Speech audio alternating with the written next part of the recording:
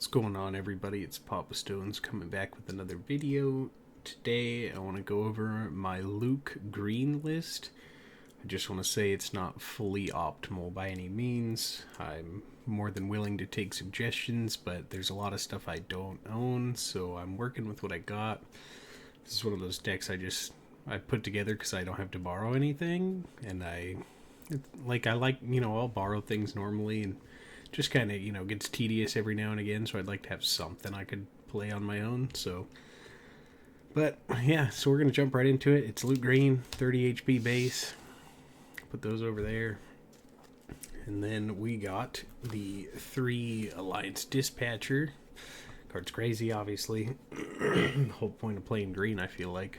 I mean, there's other options too, but playing that on one with the shield and then playing a Kanan or a shielded Echo base is sweet. 2 R2. I would play 3 probably, but I don't own a third one, so I kind of just splashed in these 2 C3POs because I think the combo together is cool. Like, it comes out against aggro matchups, obviously, because it's too slow. But against like mid-range or control or whatever, like you can get some good card advantage if you can get the 2 together, or you can just start guessing. You can guess 3 a lot and you'll hit a lot because there is a decent amount of 3 costs. But yeah, then 3 Restored Arc. Card's crazy. Excuse me. It's 2/3 flyer with Restore 1. It's super nice in the aggro matchups, especially if you pair it with other things, but the card's really good. Wouldn't drop that. The 3 Battlefield Marines. It's just a vanilla 2-drop 3/3 Rebel, because there's a lot of Rebel synergy in this for, heroism. But then I'm playing the 3 Devotion. It's just kind of an edge against the aggro matchup, because it's like this deck kind of is strange. Like, it's very mid-rangey, but at the same time it doesn't have like the best aggro matchup in the world, I don't think. So the Devotions help you out. Like, if you slap that on a Restored Arc, then you start healing 3 a turn, things like that. Or you can just slap it on anything and start healing some. But yeah, I think it's a good card. It doesn't always come up. It gets resourced in non-aggro matchups, but it's pretty solid against aggro. 2 Luke lightsabers. Self-explanatory, I think. Luke's cool. He needs a cool lightsaber. Plus, you could give it to like one of your other bigger ground units if you just want something to get extra attack. Like, you could give it to an R2 and it'd be a 4/5. So there's options with it because you have a lot of high health stuff. 3 Fleet Lieutenant. It's just the Rebel synergy. It's a 3 cost. It can give you some aggro aspect to it. It's not bad. 3 Echo Base Defender. It's good getting aggro. Like I said, if you got it with Dispatcher on the second turn, the 3 resource, you can play it and give it shield if it doesn't get cleared immediately. So yeah, that's always a sweet play. And then just 2 Wing Leader. I think Fleet Lieutenant's better.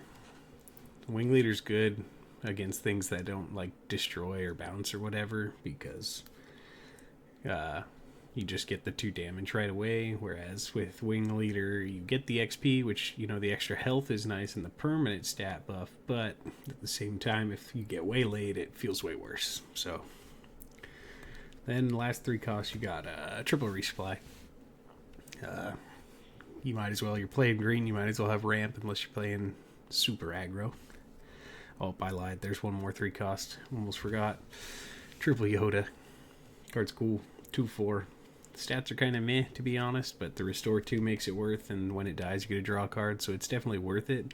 I think that's why it's a 2/4, because all the effects on it are good. But yeah, 4 costs, you just got a 3 Kanan. It's crazy. 4/5. I mean, really, 4 or 5 with basically restore 2 or at least restore 1. So it's definitely solid. 3 Bright Hope, same concept. It's another good dispatcher turn 2 play. It gives you good body. It stops. That's fire spray, which is kind of nuts. I mean, not stops it, but fire spray can't clear it in one swing. So it's a good space unit to have. And then 2 takedown. Yeah, it's just, I was playing 1. Then since I'm missing some stuff, I just bumped it to 2 because it seems good. It's good into Sabine. I mean, sure, you aren't establishing any board presence if you're just playing this on their 4 turn, but you get a clear Sabine for free if they haven't done anything else or whatever. But it can also deal with some other stuff like buffed units from aggro and whatnot. This one is where it kind of hurts. I'm playing 1 Obi-Wan and 2 Rogue Squadron Skirmisher. Honestly, I'd probably, if I had another Obi-Wan, I'd go 2 in 1. Because, like, I like the Rogue Squadron, but it's not, like, crazy by any means. And Obi-Wan's really good in this deck particularly. So I would definitely swap at least one of those out. But I don't own them, so 2 Luke. Same concept. I would play 3, don't have 3, so here we are. It's mostly the high-end stuff that I'm really lacking on. Luke's good, obviously. It's probably one of the better I shouldn't say better, one of the best legendaries from the set.